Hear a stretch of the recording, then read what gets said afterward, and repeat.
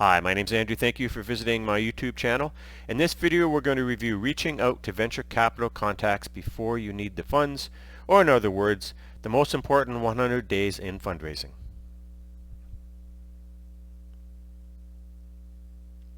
A little bit about myself. I'm a fundraising strategist with 15 years experience in high-end real estate sales and marketing, spanning Canada, Dubai, and the Caribbean.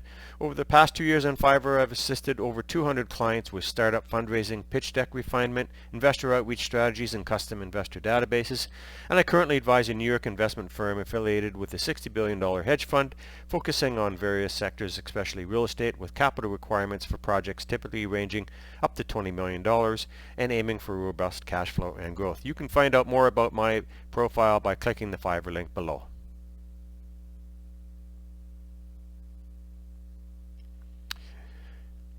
My master database includes 400,000 verified global contacts. That includes angel investors, family investment offices, endowment funds, pension funds, hedge funds, private equity databases, REITs, Middle East premium high net worth and ultra high net worth investor databases, investment consultants, venture capital, and investment banks. I also help clients with pitch deck reviews and corporate fundraising presentations. If you're getting ready to send out your presentation to investors, I have a service on Fiverr where I will review it for you. Approximately 80% of the presentations that I get sent are not suitable to be sent out to investors.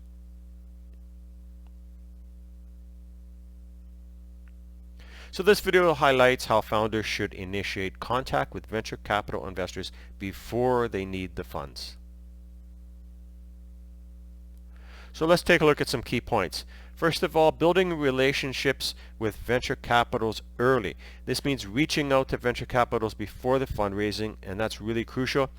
Establishing connections in the early stages of company conception so you can lay the foundation for future partnerships, learn about the VC landscape and their investment preferences. So this is really important, and it seems like very basic information, but most people do not follow it. For example, if you start with a target list of 100 venture capital contacts in your sector, and we'll get onto this a little bit later on in the video, if you look 2 years ahead of when you really need the funds, that means you really only have to contact one every week. And that's really simple. It doesn't change any of your other business development or your other growth for your company. It just is goal that in every single week you want to make contact with somebody in the venture capital in your field, and then how you do the letters and how you do the approach is something that you can learn about a little bit later. But it's really that simple.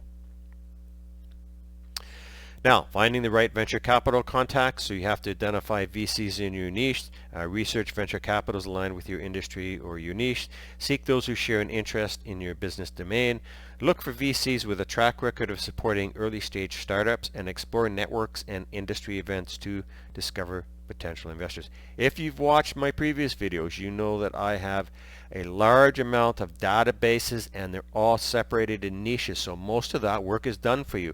That's one of the great things about contacting me for help with your fundraising. You don't have to do the grunt work. That's really basically already been done. I've been doing this for over 2 years, so I've had a good track record of helping people with that. You can just really focus on your approach, because the hard part about fundraising is it takes time out of your regular company building business development practice, and that's not something that you want to do, especially if you're a lean, mean machine. Approaching with your story, crafting a compelling narrative. Approach VCs with your unique story. Shape the journey and vision of your startup. Highlight key milestones and achievements, and emphasize what sets your company apart from others. Now, this may take a little bit of time because not everybody's a great storyteller, but for the most part, this is something you're really going to have to do to make your business look different or memorable. I'm going to add a point to this. A couple years ago, after the travel bans were ended, I was lucky enough to travel to Thailand, and I met a Canadian guy there that was making wooden tables, and they were these elaborate wooden tables made out of wood that you can only get in Thailand. And what he would do is he would ship them to clients in the US and Canada, and it was a business that I was really interested in because it was something that I've looked at many years ago. But he was stuck with how to market, because what was happening, Chinese people were advertising on Alibaba that you could buy these same sort of tables. He was charging between 2,000 and 3,000 for them, and you could buy them from Alibaba for around 500. And I said, well, maybe you've got to change your market a little bit. I said, create the story. Your wood all comes from the mountains in Thailand. You can create a narrative where these are trees that are repurposed. You're not cutting them down, so it's sustainable. And then what you might want to do is, instead of going after that mid-market, market these towards the people that are in the high end. For example, instead of charging $2,000 to $3,000 for a table, start to market and build tables that you can sell for anywhere from $15,000 to $30,000. Yes, rich people, ultra rich, pay that much. And I said, instead of making 100 tables a year, make 12. Make a really unique table, build a story around it. Say how that you're adding to the community. These people are going into the mountains and pulling these trees down on wagons, and there's a story behind that. And you know what? That's the type of thing that separates somebody that has to compete all of a sudden with maybe the Chinese who are selling these tables cheaply, and having something that actually has a story. And I can tell you, it is very, very common. People who buy these type of tables, they live in homes that are $5 million, $10 million. And when they have people to their houses for elaborate dinner parties, and these tables could seat 20 people, the story is the table.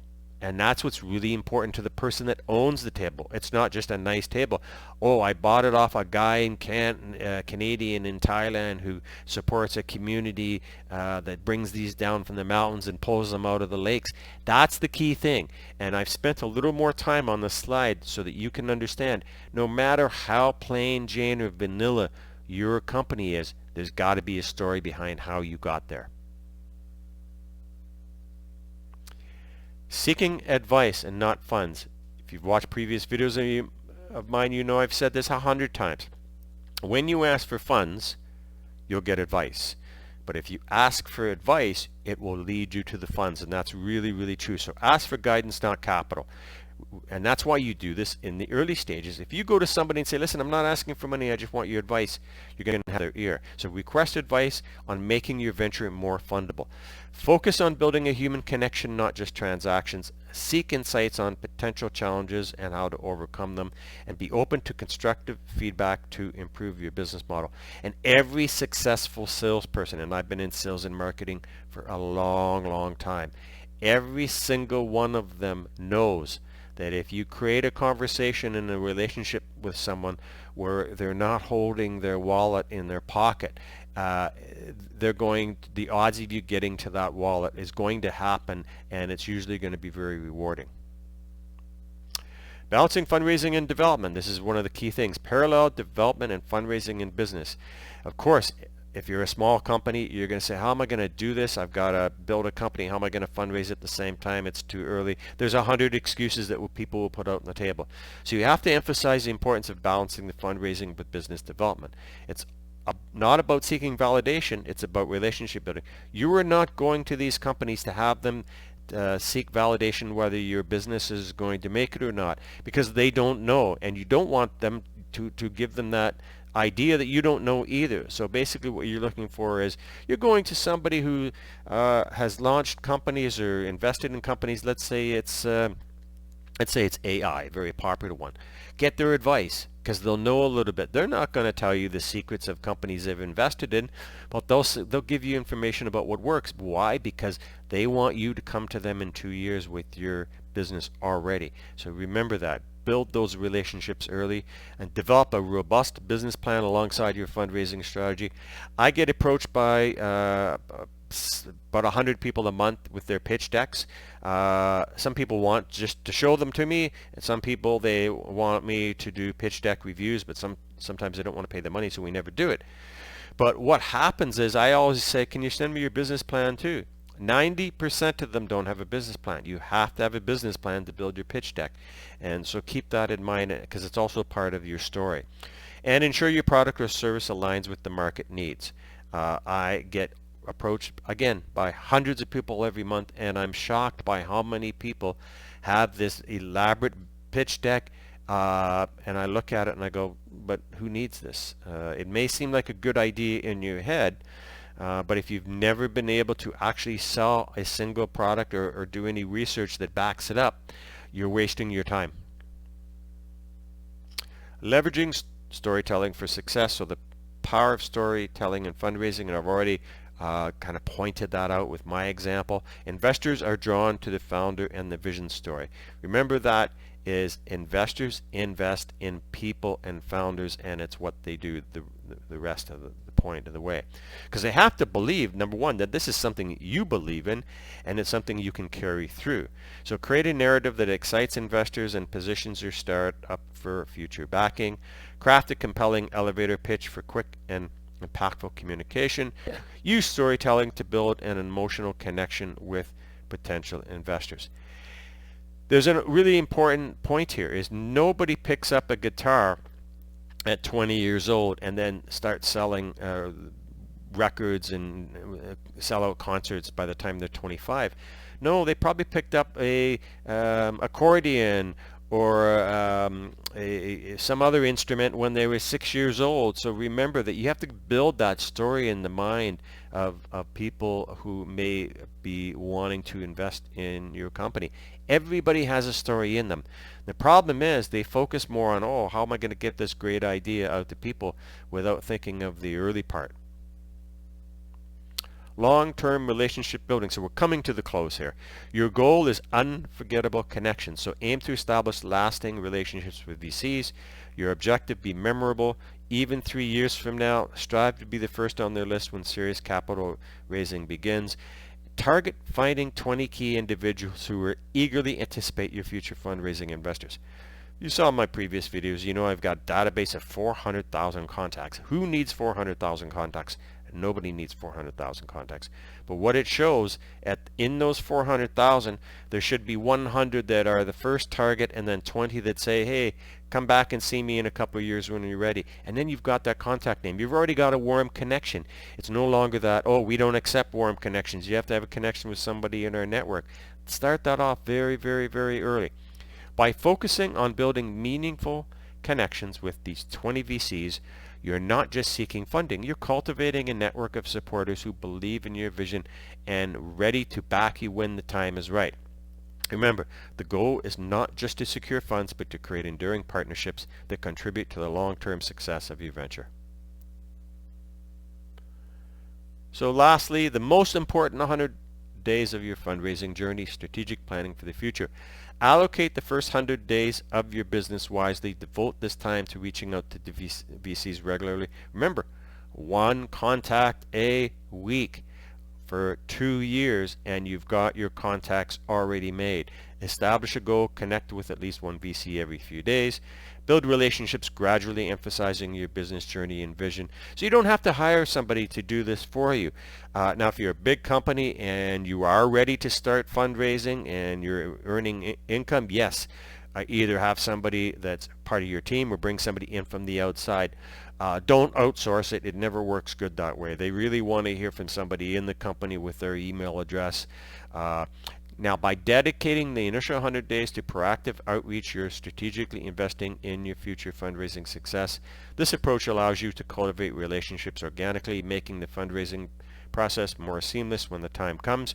And remember, the key is to plan your fundraising efforts well before you actually need the funds, ensuring that you have a network of engaged investors who are familiar with the enthusiastic about your venture. So that 100 days, it could be for people right now who are ready to raise funds. They're ready now. So that 100 days is all you really need.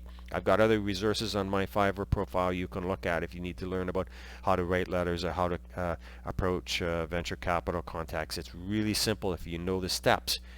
But the 100 days could be the first 100, they could be the 100 in the middle, they could be the 100 at the end. But probably the best strategy to get down to those 20 or 30 people that you can contact when you're ready, because that's all it should take. The stories of you needing to reach 500, 1,000, 1,500, 2,000 people, those are for people that are not doing any planning. But if you've done it this way, there's a really good chance that in that amount of time, remember, if you contact somebody the first week you launch your business and, hey, we've just launched this great business, we're doing XYZ, it's in your field, there's a really good chance that you've contacted them a year down the road and said, hey, we've just reached 10,000 subscribers, we've done this, this, and this. And then you're going to contact them a year later when you're ready to do your fundraising. So this isn't just one and done. This is building up that list of contacts where it doesn't get in the way of the normal running of your business. For more information on my databases and fundraising services, click my Fiverr link below. Thank you for watching this video, and please like, share, and subscribe.